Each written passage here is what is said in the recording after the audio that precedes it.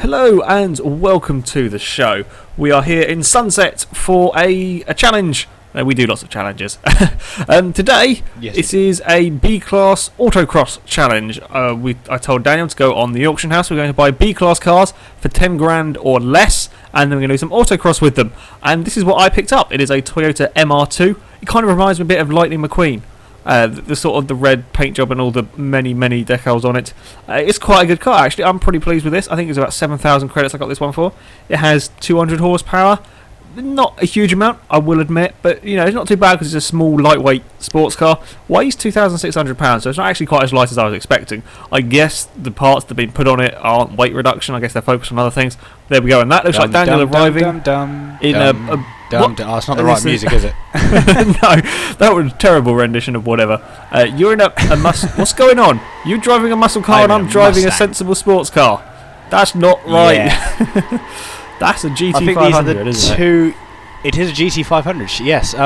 This is probably the two most sort of outlandish. Well, there's sort of like one extreme to the other. I'm drifting around you, and I'm doing a pretty good job of it, actually.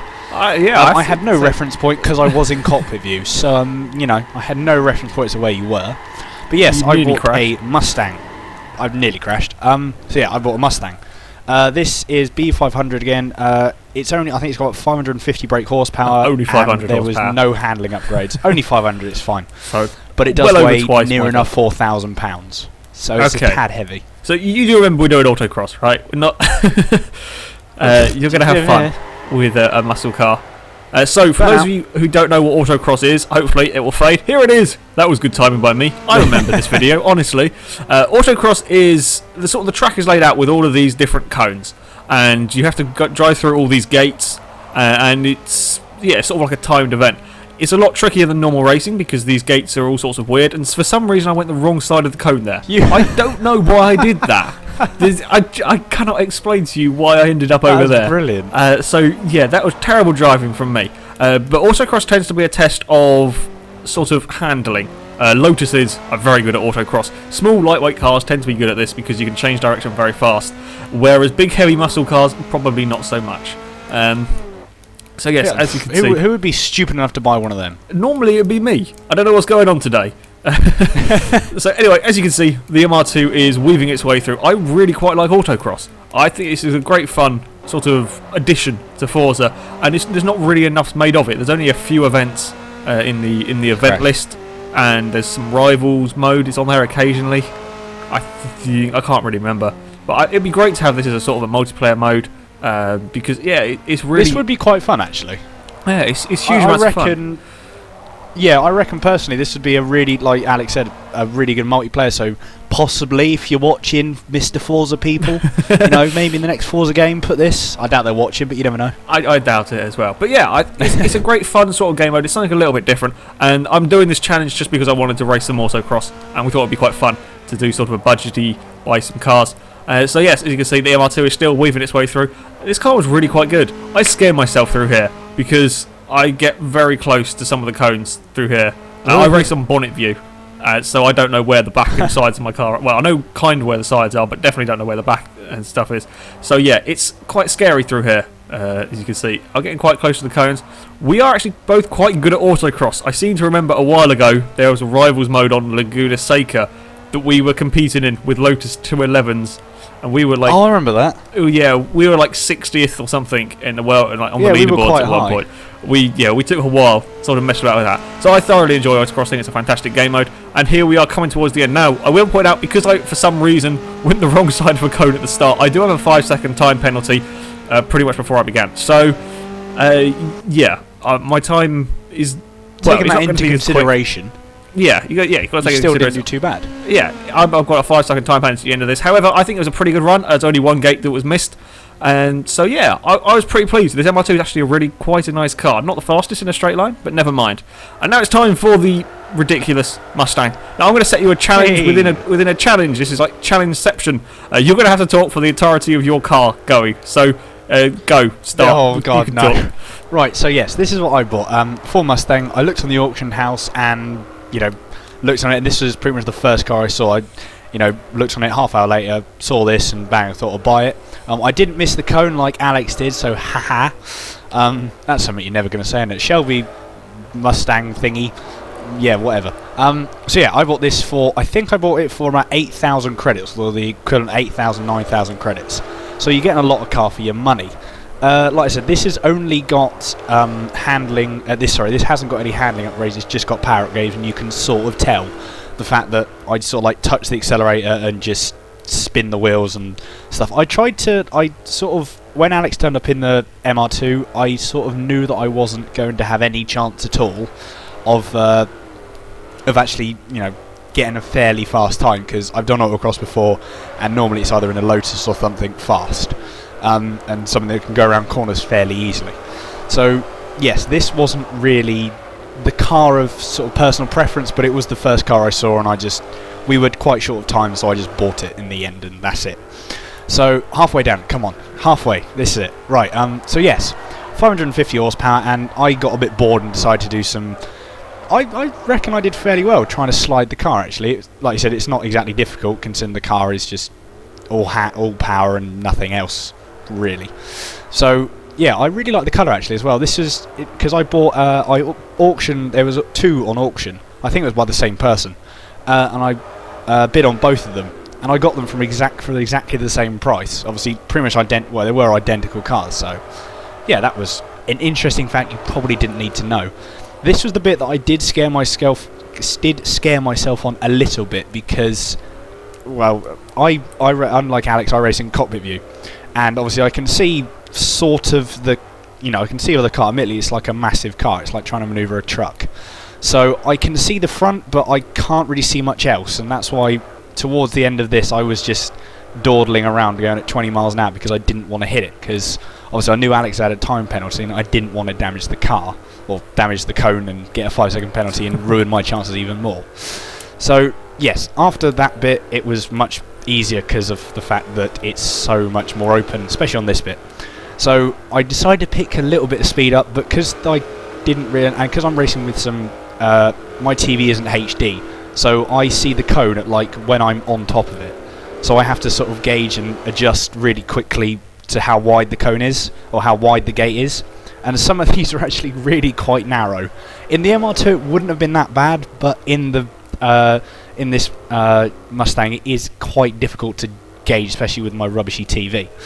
And this is coming up to the final cone, and here we go, across the line. I did it! Well done. I have to say, well done on that. I wasn't expecting you to succeed. So there we go. Thank you. We did some autocross with some cars. Now, the times. Are you going to reveal your time with the Shelby Mustang? I did a 3 minute and 12 seconds. It's a pretty tough circuit. I think the past time for this event, this one was 3 minutes 2. So you're about 10 seconds out. I managed to do, despite my 5-second penalty, a 2:50, which is pretty good. Now, on the screen, you will notice that this is a Ford Deluxe Coupe. If you remember to our improbable speedrun cars, this one did 200 miles an hour, which is mental. And this is B-Class. Now, this video was going to be quite short, so I thought, why not have a go at doing autocross with this? It has the engine from the Shelby GT500, the same as Daniel's car. However, it is fully upgraded. It has 925 horsepower, which is insane. It weighs 2,400 pounds, and it's also 73 years old. Is that right? Yeah, it's old.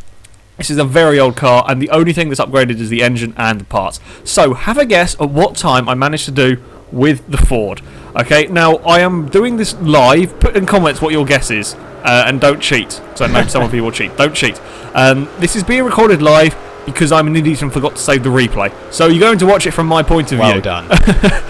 This is a 900 horsepower Ford going through the autocross course. Now, I was expecting this to be, well, terrible. It's a very, very tricky car to drive. I'm going to put that on that right now.